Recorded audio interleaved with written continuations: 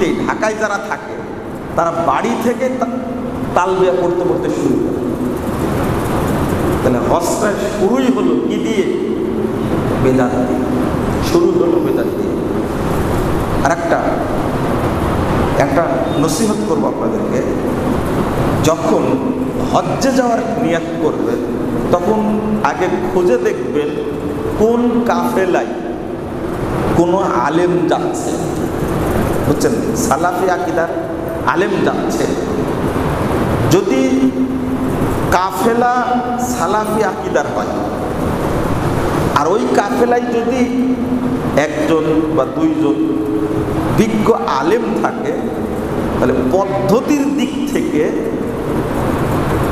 আপনার হজটা 80% হজটা রাসূল হজ করতে যায়। এই হজ্জের লেখকগুলো কারা জানেন? তিনি যেভাবে হজ করে এসেছেন ওইভাবে হজ্জের বই লিখেছেন। বুঝেননি কথা? যিনি বই লিখেছেন তিনি নিজে যেভাবে হজ করেছেন ওইভাবে বইয়ের মধ্যে লিখে দিয়েছেন। প্রথমত তিনি আলেম না, হয় ইঞ্জিনিয়ার, নাহলে ডাক্তার, নাহলে সাধারণ কোনো ব্যক্তি। হজ্জের বই আলেমদের খুব কম আছে, আলেমদের হজ্জের বই খুব কম আছে, আমি যাচাই করে দেখেছি। কারণ আলেমরা তো সাহসী পায় না হজের বই লেখার, কারণ নিজে হজ করে নিজে। আলেমদের টাকা পয়সা দেয়, আলেমরা খুব কম আছে যারা হজ করেনি, খুব কম। যারা করেছে খুব কম, যারা করেনি তারাই বেশি। আমি আমার কথা যদি বলি, আমার কথা নিজের কথা, আমার কয়েকটা বই বেরিয়ে গেছে, অথচ আমি তখনও হজ করিনি। একজন ভাই আমাকে ফট করে বললেন যে মদিনা বিশ্ববিদ্যালয়ে যখন আপনি ছিলেন তখন তো এইগুলো বুঝছেন, দেখছেন। আমি বললাম যে মদিনায় আমি কোনোদিন পড়িনি, আমি সৌদি আরব যাইনি। অথচ ওই লোকটা আমার সালাতের বই পড়ে ও চেঞ্জ হয়েছে। তো উনি বললেন যে আপনি নিয়াত করেন আগামীতে হজ যাওয়া লাগবে। হজে যাওয়া লাগবে এই কথা শুনে হজের বই যেগুলো সংগ্রহ করলাম সব বই লেখা হলো জাহেলদের লেখা। কাদের লেখা? বই লেখা কাদের? জাহেলদের লেখা। এই কথাটা কেন বলছি আপনারা রাগ করবেন না। যিনি আলেম না অথচ হজ্জের বই লিখেছে, এই বই পড়া যাবে না। এই বই পড়া যাবে না। ওই বই পড়লে হজ ওই লোকের মতোই হবে, নবীর মতো হবে। হাদিসটা কি? খুযু আন্নী মানাসিকাকুম, হজ্জের পদ্ধতি তোমরা আমার কাছ থেকে নাও। আল্লাহ রাসূল এই কথা বলছেন আর হজ করছেন। হজ্জের পদ্ধতি আমার কাছ থেকে নাও।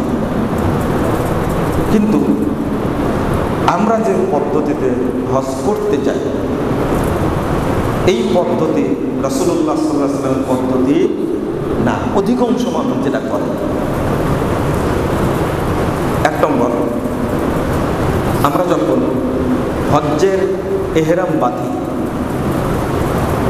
তখন এহরাম পরে নিই, নেওয়ার পরে এয়ারপোর্টে গিয়েই শুরু করি লাব্বাইক আল্লাহুম্মা লাব্বাইক লাব্বাইক লা শারীকা লাক লাব্বাইক। মানে পাগড়ি বান্ধা বড় বড় হুজুর আছে দেখবেন, এদেরকে দিব্যি তালবিয়া পড়াচ্ছে। কেউ বাড়িতে ঢাকায় যারা থাকে তারা বাড়ি থেকে তালবিয়া পড়তে পড়তে শুরু করে। তাহলে হজটা শুরুই হলো কি দিয়ে? বেদাত দিয়ে শুরু হলো, বেদাত দিয়ে। আর একটা নসিহত করবো আপনাদেরকে, যখন হজ্জে যাওয়ার নিয়াত করবেন তখন আগে খুঁজে দেখবেন কোন কাফেলায় কোনো আলেম যাচ্ছে, বুঝছেন? সালাফি আকীদার আলেম যাচ্ছে, যদি কাফেলা সালাফি আকীদার হয়, আর ওই কাফেলায় যদি একজন বা দুইজন বিজ্ঞ আলেম থাকে, তাহলে পদ্ধতির দিক থেকে আপনার হজটা 80% হজটা রাসূলের পদ্ধতিতে হবে ইনশাআল্লাহ। এটা আমি মনে করি 80-90%, আর বাকি এটা আপনার অলসতার উপরে দিয়ে যাবে। কারণ কোনো আলেম আপনাকে বেদাতি পদ্ধতিতে হজ করাবে না, কোনো সালাফি আলেম, প্রশ্নই আসে না। এটা আমাদের বিশ্বাস। কাফেলার লোক বা মুআল্লিম তারা আপনার সাথে বেঈমানি করতে পারে, কিন্তু হজটা আপনাকে রাসূলুল্লাহ সাল্লাল্লাহু আলাইহি ওয়াসাল্লামের তরিকাতে করানোর কি করবে, চেষ্টা করবে। কাফেলার বদনাম অনেক বেশি।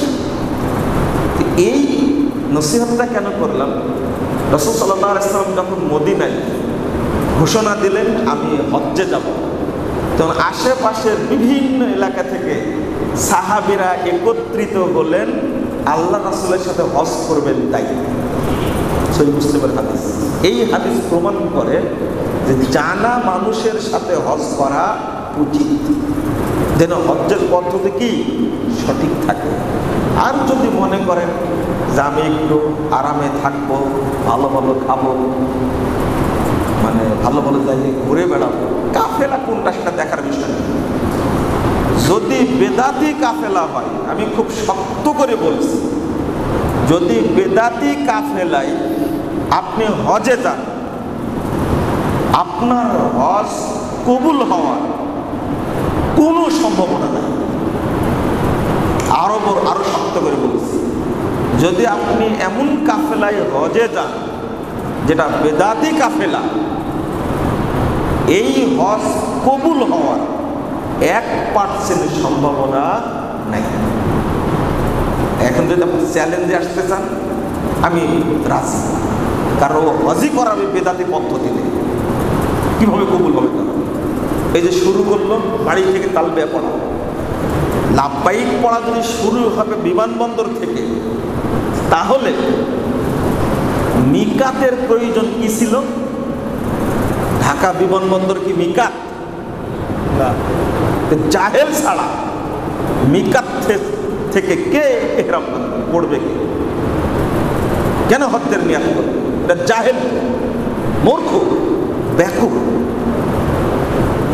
আল্লাহ রাসূল মিকাত নির্ধারণ করে দেননি। এই মিকাতের বাহিরে কোথাও থেকে হজ্জের ইহরাম বাঁধা যাবে? ঢাকা এয়ারপোর্ট কি করে হলো? বেদাতে মুআল্লিমটা জানে না, মানুষকে ধোঁকা দিয়ে, চোখে ধুলা দিয়ে আজও মানুষকে বোকা বানায় রাখছে এই সমস্ত কাঠমোল্লাগুলো।